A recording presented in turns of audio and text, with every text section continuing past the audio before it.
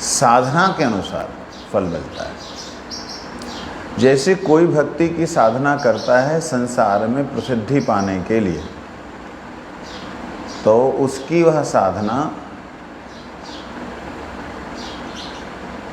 संसार में उसे प्रसिद्धि दिलाती है, लेकिन भक्ति तो प्रसिद्धि के लिए नहीं है।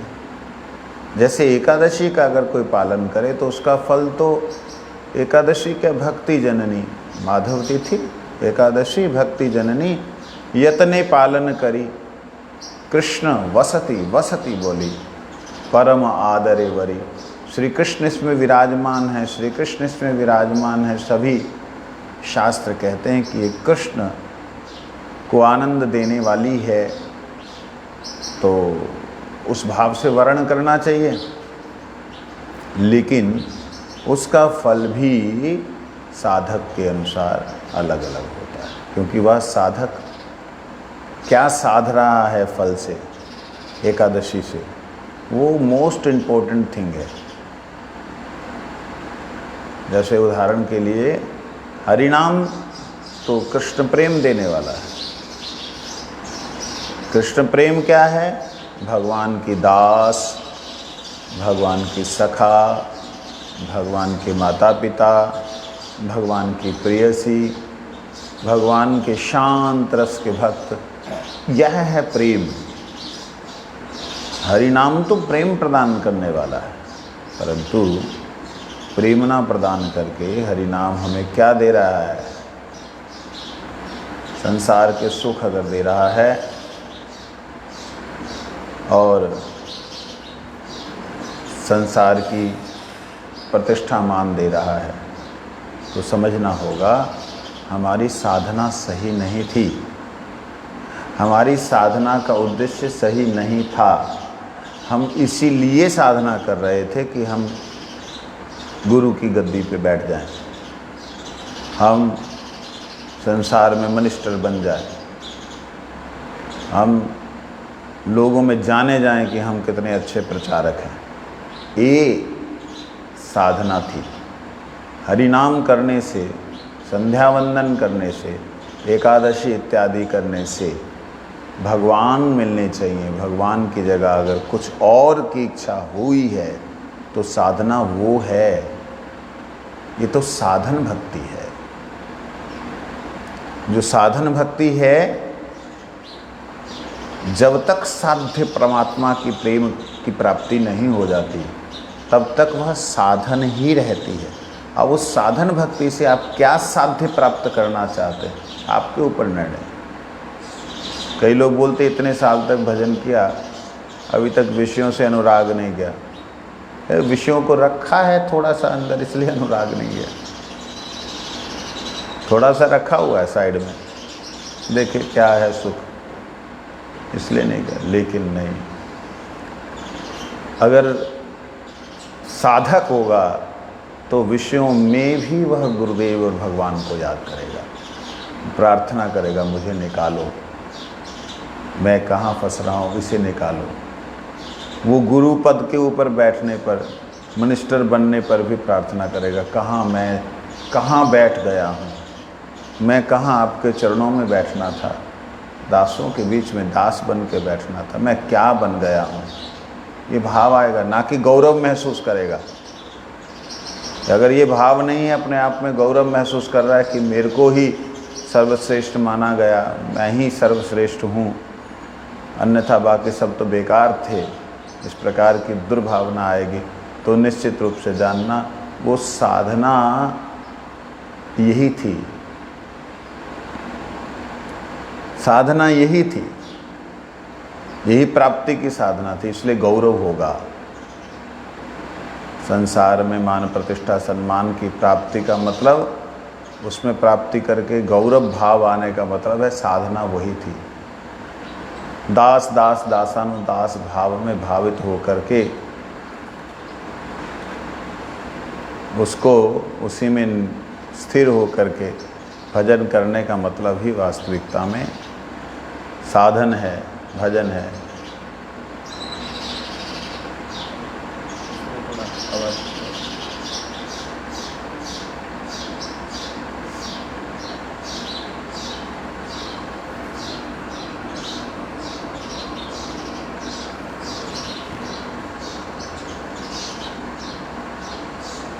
चार्जर को निकालो।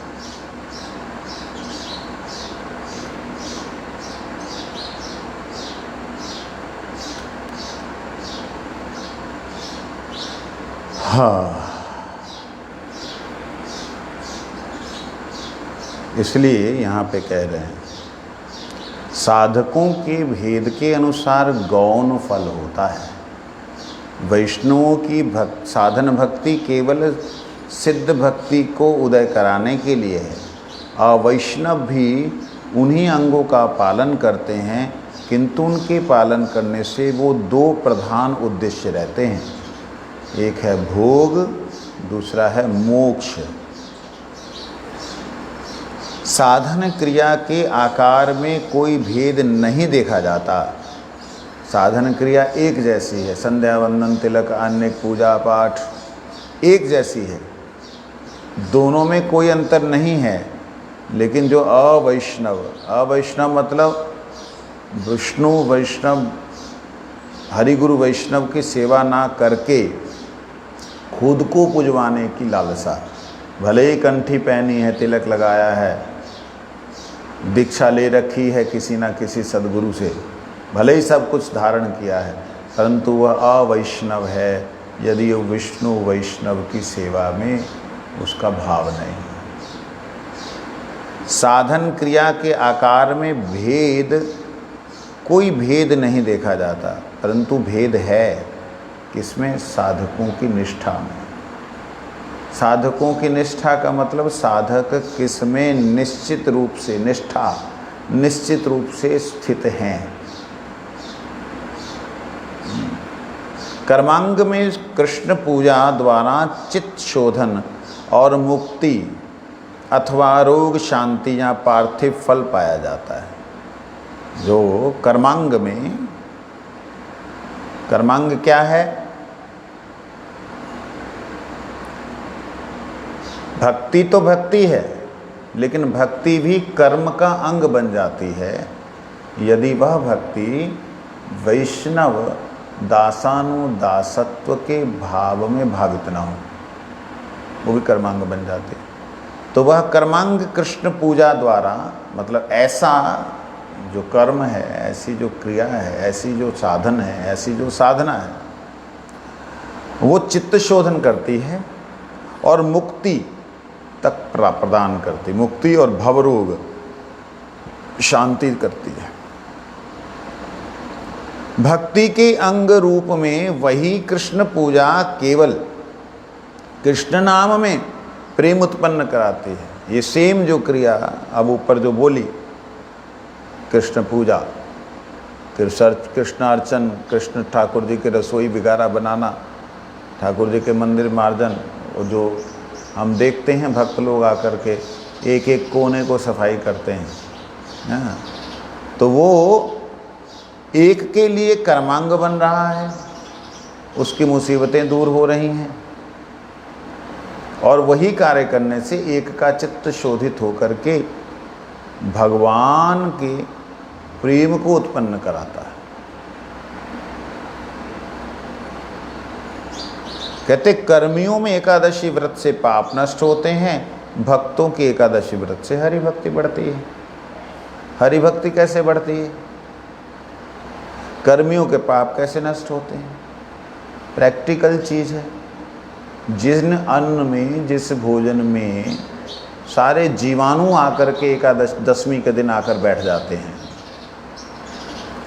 सांझ के समय, और एकादशी में रहते हैं विशेष रूप से छोटे छोटे कीटाणु जो कि आँखों से ना देखे जाते हों, वो जब रहते हैं, अगले दिन अगर उसको कोई ना खाएगा तो पाप तो नहीं होंगे?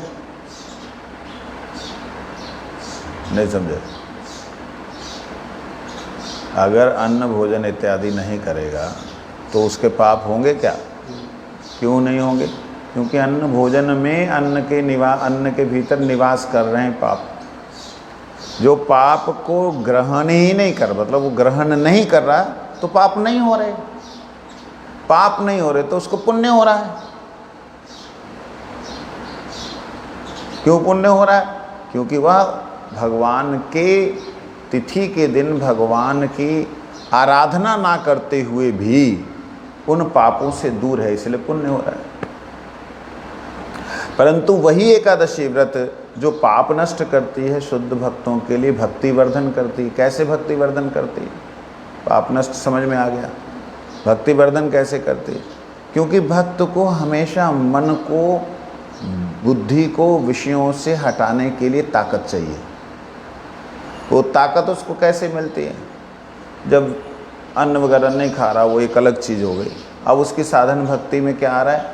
हरिनाम करना है, भगवान के नज़दीक निवास करना, मतलब हरिनाम ही भगवान है, उनके नज़दीक निवास करना है। व्रत पालन करते हुए हरिनाम करता तो उसके अंदर निश्चित रूप से दसों इंद्रियों की जो भोजन की वृत्ति है, दसों इंद्रियों को जो चाहिए, उस वृत्ति को छोड़ करके भगवान की तरफ बढ़ रहा है, तो उसके मन को डंडा मिलेगा। किसके द्वारा? आत्मा के द्वारा। आत्मा को बल मिलता है व्रत करने से। एकादशी व्रत करने से मन और बुद्धि को नहीं मिलता, आत्मा को विवेक जागृत होता है, आत्मा को बल मिलता है। क्योंकि शरीर, साधारण सी बात है, शरीर को अगर भोजन नहीं दे रहे तो आत्मा की जो ऊर्जा है भोजन को पचाने के लिए नहीं लगेगी। जब भोजन को पचाने के लिए नहीं लग रही तो आत्मा की ऊर्जा बच रही है ना। बिजली यूज नहीं कर रहे तो बिजली बच रही है। तो ये है उसका वर्धन होने का मतलब, भक्ति वर्धन होने का मतलब आत्मा शुद्ध रूप से, एकांत स्वरूप से, भले ही वो जो है विशेष कोई साधन अनुष्ठान ना कर रहे हो, एकादशी व्रत पालन करे, तो उसकी भक्ति वृद्धि होगी क्योंकि विषयों से हट गई। देखा कितना जमीन आसमान का अंतर है। कर्मांग और भक्ति अंगों में सूक्ष्म भेद है, जो भगवत कृपा से ही जाना जा सकता है। दिखने में एक है लेकिन भगवत कृपा से जाना जा सकता है। कितने लोग आते हैं यहाँ? करोड़ों लोग आते हैं गिरिराज जी में। इन करोड़ों में से कितने लोग ऐसे हैं जो साधु के पास बैठ करके उनके अनुभवों को ग्रहण करते हैं?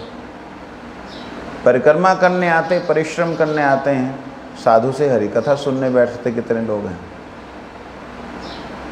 क्योंकि भगवान के धाम में जाने का सबसे श्रेष्ठ फल ये है कि आपको वहाँ पे भगवान के निज जन, प्रिय जन या उनके अनुगत जन आपको मिलते हैं और उनसे आपके हृदय में भक्ति का वर्धन होता है। ये है मुख्य फल। गौण फल है आप अपनी कामनाओं को लेके गए या निष्काम रूप से गए, आपने परिक्रमा की, गौण फल वो है।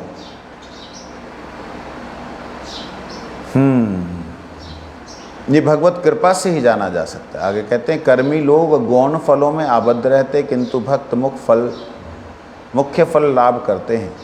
जितने प्रकार के गौण फल हैं वे सब मिला दो भागों में विभक्त किए जा सकते हैं। जितने भी सांसारिक गौण फल हैं वो दो भाग, भोग या मोक्ष।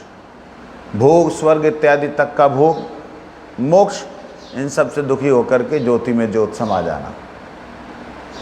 बस अहम ब्रह्मस्मि सोहम प्रज्ञानाम ब्रह्म शिवोहम अयम आत्मा ब्रह्म इत्यादि मंत्रों का ना जाप करते हुए, शिवोहम शिवोहम ना करते हुए भी अगर कोई व्यक्ति एकादशी व्रत पालन करता है, हरे कृष्ण अथवा कुछ और गोविंद जय जय गोपाल जय जय बोलता है, तो मुक्ति तो उसके अनायास मिल जाती है। भोगों में थोड़ा सा एकादशी फल जो है भोग प्रदान करने में थोड़ा उसको कंफर्टेबल नहीं है व्रत को। एकादशी व्रत सोचता भी है ना, भोगी है, भोग चाहता है, मेरा उद्देश्य तो कृष्ण भक्ति है, जब मुक्ति है क्या करूं, चलो थोड़ा और कष्ट सहन कर ले तो दे ही देता हूं, है नहीं उसका फल है, लेकिन चलो बहुत कष्ट कर रहा है, पाप नहीं कर रहा है, बच रहा है। देवीदास ने कहा, फिर शास्त्रों में गौण फल का इतना महात्म्य क्यों है? ये हमने पढ़ लिया था। अगर ऐसे ही है तो शास्त्रों में गौण फल की महिमा, एकादशी में, हर एकादशी की महिमा में गौण फल क्यों दिया है? यहाँ तक कि जो हम लोग साधन भजन करते हैं, चातुर्मास्य व्रत पालन करते हैं, उसमें कृष्ण मंत्र या गुरु गायत्री, गुरु मंत्र, अन्य मंत्रों का जाप करते हैं, कुछ अनुष्ठान करते हैं, उसका सबसे पहले फल ही दिया गया है। संसार की कोई सुविधा या कोई परमात्मा के धाम की कोई सुविधा दिया ही गया, उसमें फल दिया गया, तो दिया ही क्यों है? क्लियर ही रखते ना। तो बड़ी सुंदर बात बोली। कहते हैं वो देखने का अभिप्राय है, दो तरह के लोग हैं। कौन से जगत में दो प्रकार के लोग हैं? लाड़ी मास्टर कहते हैं उदित विवेक और अनुदित विवेक। एक का विवेक उदित हो गया है, एक अनुदित विवेक है। विवेक किसे कहते हैं? बहुत बार समझाया मैंने, किसे कहते हैं?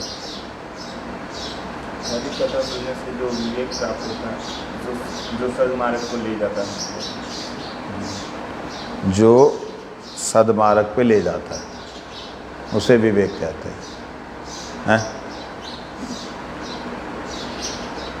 मैं बहुत बार समझाया इसको। इस विवेक का शब्द अर्थ आगे के लिए ध्यान रखना। जो आपकी बुद्धि को भूतकाल में जो हुआ उसका फल जो मिला उसको वर्तमान में करने के लिए प्रेरित करता है या मना करता है? क्योंकि भूत में जो किया जैसा फल मिला, भविष्य में भी सेम वैसा करने से वैसा फल मिलेगा। मैंने भूतकाल में इस तार के अंदर उंगली दी थी, मेरे को करंट लगा। अगर अब वर्तमान में करूंगा तो मेरे को भविष्य में वही फल। ये निर्णय करे, भूत को देख करके, भूत को अनुभव करके, भविष्य को देखकर वर्तमान को जो स्थिर करे। भूत के अनुभव से भविष्य को देखते हुए वर्तमान को जो स्थिर करे वो विवेक है। समझ आ गया? बहुत से विचारों में से, ध्यान देना, बहुत से विचारों में से किसी एक विचार के ऊपर निर्णय रखे वो विवेक है। विभिक्त विचारेण एकम आकृति। जो विभिक्त विचारों, बड़े विभिन्न विचारों के बीच में एक विचार को निर्णित करके दे वो विवेक है। मनुष्य जो है बहुत कुछ सोचता है, बहुत कुछ सोचता है, लेकिन समझता नहीं है। मुझे समझ में आ गया इसका ये है, इसका ये है, इसका यही होना है, इसका यही होना है, वो विवेक है। ठीक है? तो जिसका विवेक उदित हो गया है वो लोग तो भक्त हैं। और एक अनुदित विवेक जैसे व्यक्ति हैं, अनुदित विवेक के जो व्यक्ति हैं उन लोगों को सत्कर्म में लगाने के लिए, उन लोगों को तमोगुण से रजोगुण, रजोगुण से सतोगुण, सतोगुण से निर्गुण, निर्गुण से भगवत भक्ति में लाने के लिए यहाँ पर फल का महात्म्य दिया है। और एकादशी, द्वादशी जो भी व्रत आते हैं उनके फलों का महात्म्य दिया है। आगे कहते हैं अनुदित विवेक व्यक्ति फल ना देखकर कोई भी सत्कर्म नहीं करते। कोई भी अच्छा काम जो है, अब जैसे यहीं आना, मंदिर में आना, साधुओं के बीच में प्रणाम करना, ठाकुर जी को, गुरु जी का दर्शन करना, यहाँ बहुत सारे लोग हैं लेकिन नहीं करते। क्योंकि अनुदित विवेक व्यक्ति जो है जब तक उसका फल नहीं देखते तब तक उस कर्म को। हमारे पास में आश्रम में कई लोग चरणामृत लेने आते हैं। क्यों लेने आते हैं? क्योंकि उनका भूत प्रेत भाग गया। दो चार घटनाएं ऐसी सुनी, जाए बाबा के यहाँ से जाकर चरणामृत लिया। अरे बाबा सिर दर्द अगर हो रहा है तो भूत नहीं है, पेट दर्द हो रहा है प्रेत नहीं है। समझे नहीं? ये तो भूत प्रेत वाला मंदिर बन जाएगा। पेट में दर्द होता है, सिर में दर्द होता है तो गर्मी कारण हो सकती है, कोई और बीमारी हो सकती है। लेकिन अगर वास्तविकता में कोई ऐसा लक्षण दिखता है तो लोग तब आते हैं यहाँ। डेली चरणामृत पियो तो फिर बाकी आने की बात ही नहीं है ना, वो नहीं करना। तो ये अनुदित विवेक व्यक्ति है, जिनका विवेक उदित वो लोग हैं ये। कि जब कष्ट होगा तभी जाएंगे, डंडा पड़ेगा तभी जाएंगे, उई उई उई उई करते हुए। अरे पहले ही बार बैठे रहो, काहे जा रहे उधर? नहीं। उनके लिए गौण फलों का महत्व में वर्णन किया गया है। शास्त्र का यह तात्पर्य नहीं है कि गौण फलों से संतुष्ट रहे। शास्त्र जो है गौण फल दे करके संतुष्ट रहते, ऐसा नहीं है। शास्त्र जो है वो शासन करके त्राण करना चाहते हैं, हमारी इच्छाओं को, क्रियाओं को शासन करके। शास्त्र शासनात् त्रायते, शासन करके त्राण करना, परित्राण करना चाहते, उद्धार करना चाहते, भगवान के चरणों में लेके जाना चाहते। लेकिन बेचारे क्या करें, उनके पास लोग ही ऐसे आते हैं। शास्त्र कौन है? शास्त्र कौन है? ऋषिगण। शास्त्र कौन है? एक एक ऋषि एक एक सिद्धांत को जो देता है वह वही शास्त्र है। उनके द्वारा शासनात्मक जो बात मिली, ऐसा क्या कर रहा है? उनके द्वारा जो शासनात्मक बात मिली, आज्ञा मिली, वो उनका शास्त्र है, वो ऋषि ही शास्त्र है। जैसे गुरुदेव ही गुरु की वाणी, वाणी ही गुरुदेव है।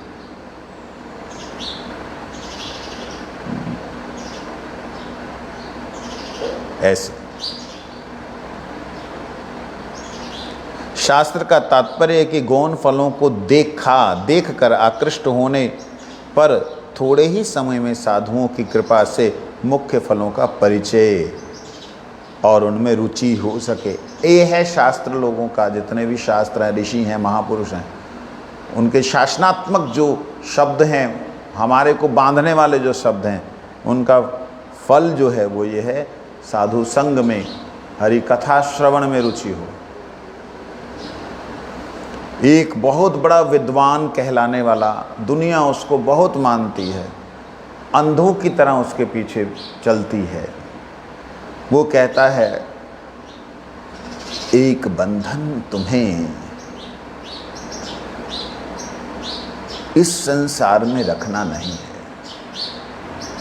याद रखना, अगर कोई बंधन तुम्हें बांध रहा है, कह रहा है कि ऐसा ना करो, ऐसा ना करो, ये ना करो, वो ना करो, समझ लो कि ये बंधन नया बंध रहा है।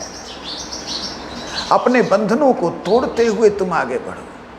कोई बंधन नहीं, स्वच्छंद है आत्मा। जब तक आत्मा को स्वच्छंद नहीं रखोगे, स्वतंत्र नहीं रखोगे, तब तक ये मुक्त नहीं हो सकती, ये प्राप्त नहीं हो सकती। ऐसे करके बकवास करने वाला व्यक्ति, बहुत नाम है उसका यह है कि अगर तुम्हारे हृदय में भोग इच्छा है तो पूरी स्वतंत्रता से करो। ये भोग को मना करने वाले लोग ही तुम्हारा बंधन है। क्योंकि भोग को मना करेंगे, तुम्हारा मन नहीं मानेगा, और मन मानेगा नहीं तो साधना क्या करोगे? भोग में ही मोक्ष है, इस बात को समझ लो। भोग में ही मोक्ष है, इस बात को समझ लो। जब तक तुम भोग करोगे नहीं, तब तक मुक्त होगे नहीं, क्योंकि तुम्हें भोग से मुक्ति तक जाने का एक ही मार्ग है। ऐसे मूर्ख लोग, उनके पास में किसी ने बोला, देखिए बड़े बड़े महात्मा लोग बोलते हैं संसार में से मुक्त होना, निकलना है, संसार में अपनी इच्छाओं को ज़्यादा नहीं फंसाना। कहते वो लोग जो ऐसा कह रहे हैं वो तुम्हें एक बंधन से निकालने के प्रयास में दूसरे बंधन में डाल रहे हैं। एक बंधन से निकलोगे, दूसरे बंधन में पड़ोगे। आज छोड़ने की बात हो रही है, कल पकड़ने की बात करेंगे। ये पकड़ने और छोड़ने में तुम अनंत काल तक संसार में पड़े रहोगे। तो मूर्ख व्यक्ति हो। अरे एक व्यक्ति कुएं में गिर गया, उसके लिए रस्सी फेंकी जा रही है, बोला जा रहा है भाई देख पानी धीरे धीरे बढ़ेगा, बारिशें हो रही हैं, तू तैरना जानता नहीं, डूब मरेगा, इसलिए तू अपने कमर में रस्सी बांध ले और दोनों हाथों से पकड़ ले। कमर में रस्सी बांधने का मतलब है संसार से अपनी इच्छाओं को हटाने का प्रयास, और पकड़ने का मतलब है माला की तरह हरि नाम को पकड़ लो निकलने के लिए। बंधन में बंध जाओ कि इतनी माला करनी ही करनी। अरे वो उसको निकलने का और उपाय क्या है? ये मूर्ख व्यक्ति ऐसा लोगों को भ्रमित करता है। बताओ, ऐसे लोग जो हैं वो शास्त्रों की प्रत्येक क्रिया को संसार के भोग और मोक्ष तक ही लेके चलते हैं। तो इसलिए वास्तविकता में शास्त्रों का फल ये नहीं है। शास्त्रों का फल है साधु संग और उनमें साधन में रुचि। ये है। देवीदास ने कहा समार्थ रघुनंदन आदि क्या अनुदित विवेक वाले व्यक्ति हैं? रघुनंदन एक कोई उस समय के पंडित थे, विद्वान थे। लाड़ी मास्टर कहते नहीं, तो वे स्वयं मुख्य फल की खोज करते हैं। उनका अपना जो है मुख्य फल जो है भगवान की भक्ति के लिए। लेकिन क्या करें, केवल अनुदित विवेक व्यक्तियों के लिए उन्होंने ऐसी कुछ सिस्टम बनाया है। जैसे उदाहरण के लिए मेरे पास भी कुछ लोग ऐसे ही दुख लेकर के, दर्द लेके कई बार आते हैं। तो व्यवस्था तो हमें पता है कि कैसे ठीक हो सकता है सिस्टम इनका, तो उन्हें व्यवस्था देते हैं कि ठीक है इस दिन आप गाय को ये फल, इस रंग की ये चीज़ को अर्पण करें। उससे क्या होगा कि देवता उसमें निवास करते हैं और वह फल, वो वस्तु लेने से देवता अपने अनुसार उस दिन प्राप्त करने से उनको संतुष्टि होगी और तुम्हारी ये दशा ठीक हो जाएगी।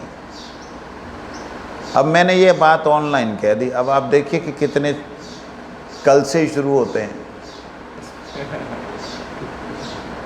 कि महाराज को पता है भक्ति भी खराब नहीं होगी, भक्ति भी ठीक चलती रहेगी, हमारा काम भी बन जाएगा। देखो ये है अनुदित विवेक व्यक्ति। लेकिन क्या करें, संसार में ज़रूरतें हैं, संसार में कष्ट हैं। इसके लिए रघुनंदन जी जो हैं वो स्वयं तो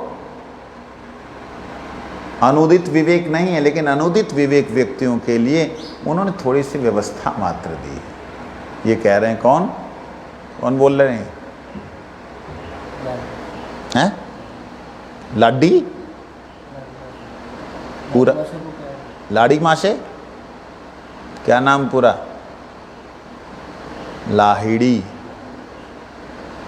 हाँ वही वाले कंधा कालिदास, लाहिड़ी माँ से कालिदास, पंडित कालिदास। देवीदास कहते हैं किसी किसी शास्त्र में केवल गौण फलों का ही उल्लेख मिलता है, मुख्य फल का तो उसमें कुछ भी उल्लेख नहीं है। इसका क्या कारण है? कोई कोई शास्त्र में आप देखेंगे जैसे सरस्वती कृष्ण प्रिया कृष्ण भक्ति तारहिया, भक्ति विनोद ठाकुर जी इसको बोलते हैं। सरस्वती कृष्ण प्रिया कृष्ण भक्ति तारहिया विनोदेर से वैभव।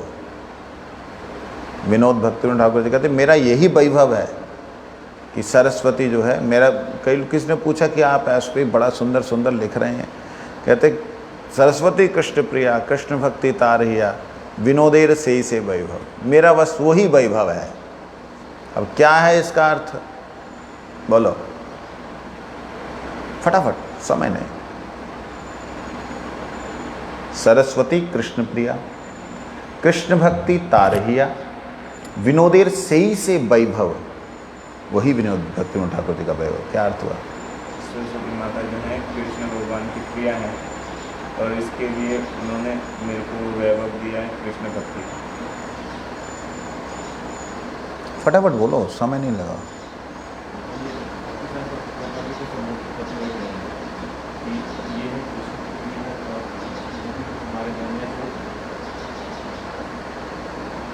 भक्ति विनोद ठाकुर जी बोलते हैं किसी ने बोला कि आपके पास में तो आपने इतने बड़े, आप गवर्नर थे, आप चाहते तो महल खड़े कर सकते थे, आपका इतना वैभव, आप सब मतलब क्या वैभव है आपका, क्या रह गया आपके पास? तो उन्होंने कहा सरस्वती कृष्ण प्रिया। ये जो सरस्वती सिद्धांत सरस्वती है ना, भक्ति सिद्धांत सरस्वती ठाकुर, सरस्वती कृष्ण प्रिया, ये कृष्ण की प्रिया है और इसका जो है भक्ति, भक्ति ही इसका हृदय है। सरस्वती कृष्ण प्रिया, कृष्ण भक्ति क्या, सरस्वती कृष्ण प्रिया, हाँ कृष्ण भक्ति तारहिया, उसका हृदय ही कृष्ण भक्ति है। विनोदेर सही से वैभव, यही मेरा वैभव है। तुम मेरा वैभव देखना चाहते हो, मेरा ऐश्वर्य देखना चाहते हो, मेरा ऐश्वर्य भक्ति सिद्धांत सरस्वती देखा। तो ये बात देवीदास के मन में आई कि कई बार देखा जाता है कोई भी शास्त्र में वो फल तो सारे गौण फल ही हैं, मुख्य फल है ही नहीं, तो उसको कैसे समझेंगे। कहते जैसे मैंने अभी ये अर्थ बोला तो भक्ति विनोद ठाकुर सरस्वती की पूजा करते जाऊँ मानते हैं ना, ऐसा नहीं। वो कह किसके लिए रहे हैं, जहाँ उन्होंने सरस्वती जी के लिए कहा कि मैंने जो आज तक ग्रंथ लिखे हैं, मैंने जो भी लिखा है वो सरस्वती की कृपा से लिखा है, अगर उसको लें वही मेरा वैभव है, क्योंकि उनकी भक्ति उनका हृदय है। तो अब भी और ऐसे लें तब भी, दोनों एक ही बात। कैसे एक बात, भक्ति सिद्धांत सरस्वती ठाकुर जी के लिए एक विशेषण लगाया है नित्यलीला प्रविष्ट विष्णुवाद भक्ति रक्षक हृदय देव गोस्वामी महाराज जी ने। क्या लगाया है, गौरवाणी स्वरूपाय है, जो गौरवाणी स्वरूप हैं। वाणी का मतलब गौर शक्ति ना गौर शक्ति स्वरूपाय तो भक्ति विनोद ठाकुर। हाँ, गौरवाणी स्वरूप जो हैं,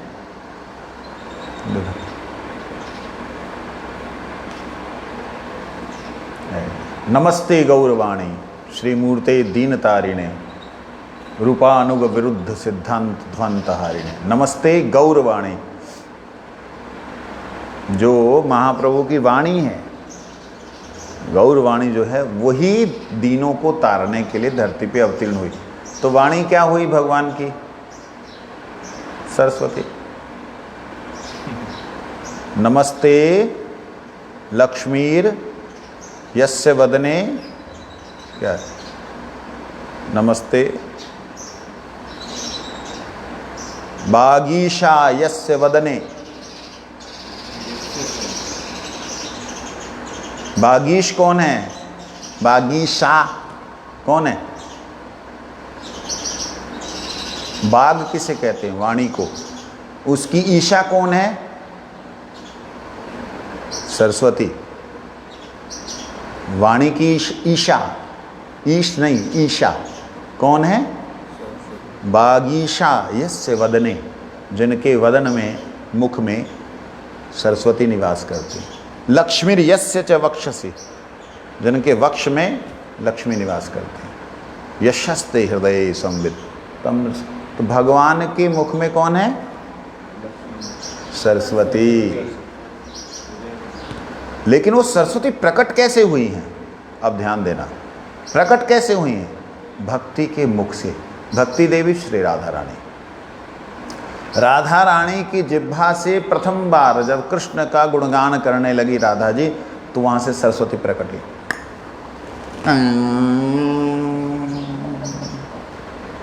प्रकट हुई। ब्रह्म वैवर्त पुराण, उसमें प्रकृति खंड के अंदर ये वर्णन है। तो अब ध्यान दीजिएगा, भक्ति के हृदय से, जिह्वा से, भक्ति की जिह्वा से प्रकट कौन हुए, सरस्वती। तो यहाँ को क्या है, गौरवाणी श्रीमूर्ते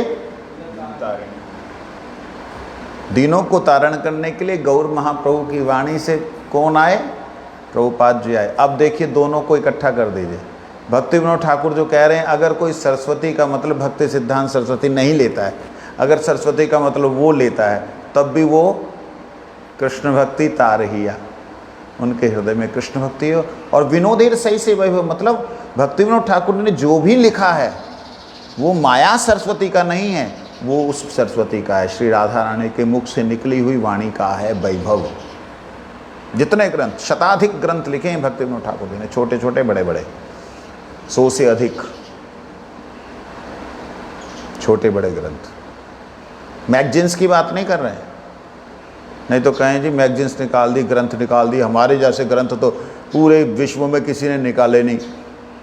4 मैगजीनें निकाल दी, वो भी साल में 3 मैगजीनें, 4 मैगजीनें निकालने के बाद में लोग क्लेम करने लग जाते हैं कि ऐसा तो किसी ने नहीं किया,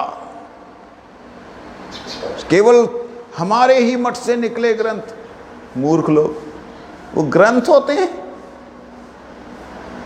मैगजीन को ग्रंथ नहीं कहते हैं, ग्रंथ होता है स्पेशल एक विषय को लेकर के बोला गया, कोई तत्व को लेकर के बोला गया, उसको बोलते ग्रंथ। जैसे शताधिक बोला है वहाँ पे, जैसे ये हमारे पास में इस वक्त है, भक्ति विनोद ठाकुर जी के कितने पद हैं, कितने भजन हैं, भक्ति विनोद ठाकुर जी की कितनी टीकाएं हैं, हमें पता ही नहीं है। ना पता होने का कारण क्या, अभी तो ज़्यादा साल नहीं हुए भक्ति विनोद ठाकुर जी को गए, कारण क्या था? भक्ति सिद्धांत सरस्वती गोस्वामी ठाकुर जी के एक शिष्य, नाम नहीं बोलूँगा, उन्होंने अपनी महिमा कैसे प्रकाशित होगी, भक्ति विनोद ठाकुर, भक्ति विनोद ठाकुर, भक्ति विनोद ठाकुर, उन्होंने बहुत से ग्रंथों को प्रभुपाद जी के जो निज ग्रंथ थे उनको गंगा जी में बहा दिया। तो प्रभुपाद जी के वो भी शिष्य थे, और प्रभुपाद जी के वो शिष्य भी थे श्रीधर देव गोस्वामी महाराज, भक्ति दयित माधव गोस्वामी महाराज इत्यादि।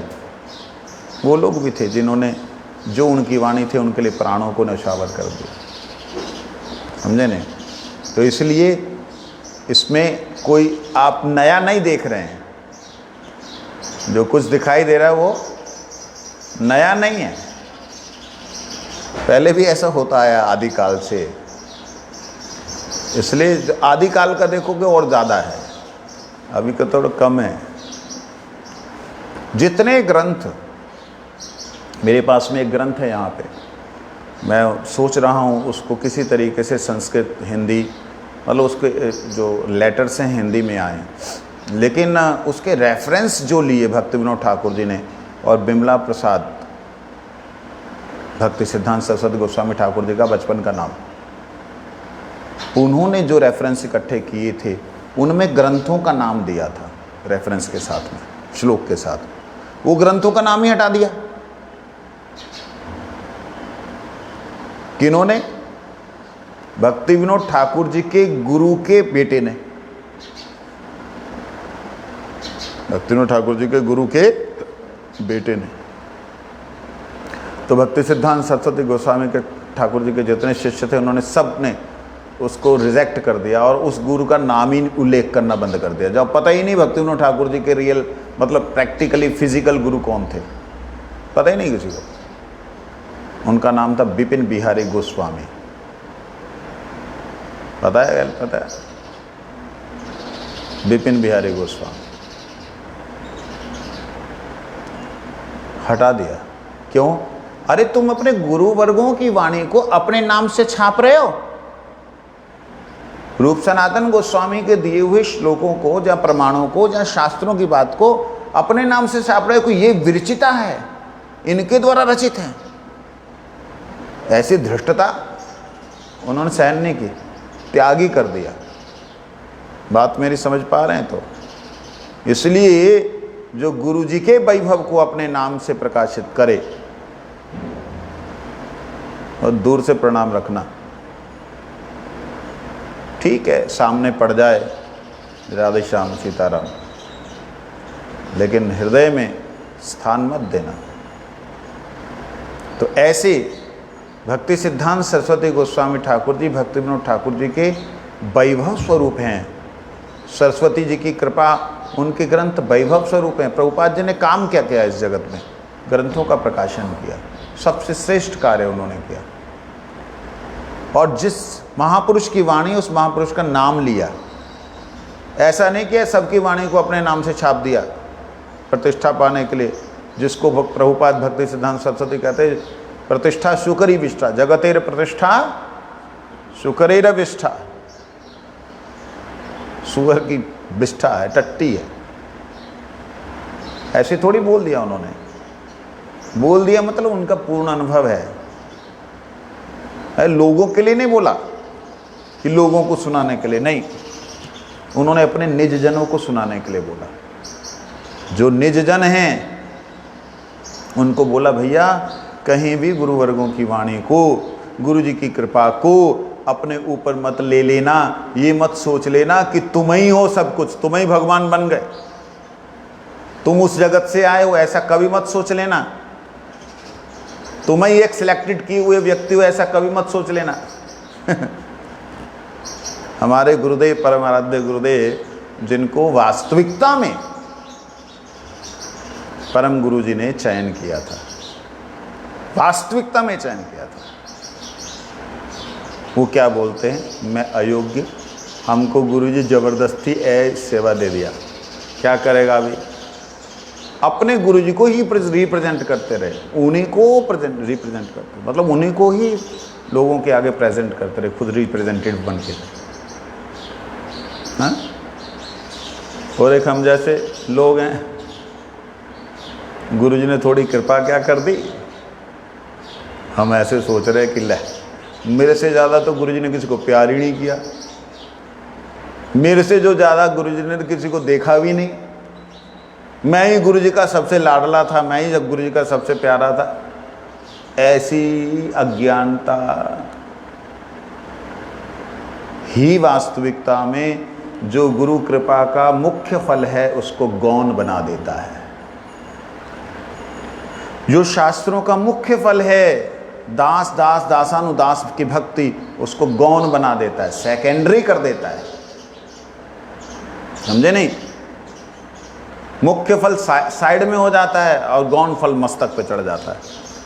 ये बात तो लाड़िन महाशय ने कहा, इस संसार में 3 प्रकार के मनुष्य हैं, सात्विक, राजसिक और तामसिक। सत्वगुण विशिष्ट व्यक्ति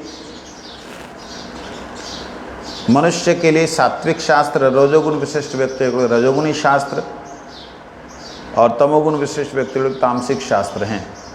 देवीदास, ऐसा होने से शास्त्र की किस प्रकार बात पर विश्वास किया जाए, सारे तो शास्त्र ही हैं। किस उपाय द्वारा निम्न अधिकारियों का उच्च गति प्राप्त हो सकती है, नीचे के अधिकारी उनको उच्च गति कैसे प्राप्त हो।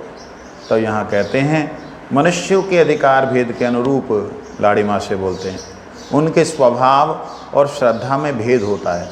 तामसिक मनुष्यों की तामसिक शास्त्रों में, राजसिक मनुष्यों की राजसिक शास्त्रों में, सात्विक मनुष्यों की सात्विक शास्त्रों में स्वाभाविक श्रद्धा होती है। श्रद्धा के अनुसार ही उनका विश्वास भी होता है। श्रद्धा के साथ उनके अधिकार जैसा कर्म करते करते साधु संग के बल से उच्च अधिकार पैदा होता है। उच्च अधिकार के पैदा होते ही उनका स्वभाव पुनः उच्च हो जाता है और तद अनुरूप शास्त्र में उनकी श्रद्धा होती है। शास्त्रकार लोग अब भ्रांत पंडित थे।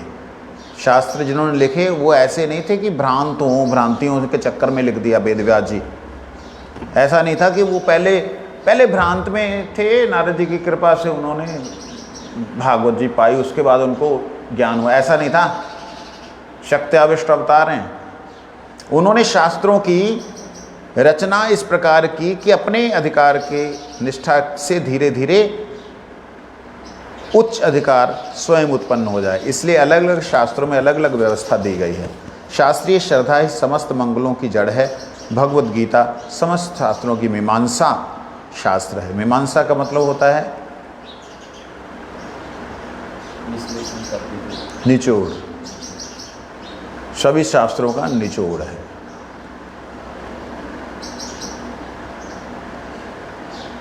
उसमें उनमें यह सिद्धांत सुस्पष्ट है। देवीदास जी कहते हैं, मैंने बचपन से अनेक शास्त्रों का अध्ययन किया। देखो लाहिड़ी महाशय के जो पुत्र कालिदास जी के, वो ऐसे ही नहीं बात कर रहे।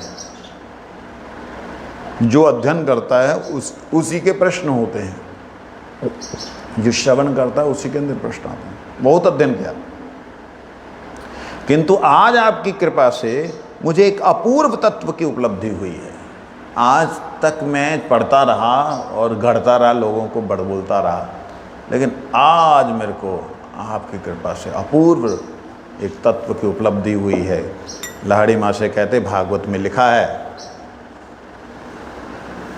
अनुभ्यश्च बृहद्भ्यश्च शास्त्रेभ्य कुशलो नरः सर्वत्र सारम आद्यात् पुष्पेभ्य इव षट्पद वंशा कौल्पतरुभ्यश्च कृपा सिन्धुवेव च पतितानां पावनेभ्यो वैष्णवेभ्यो नमः।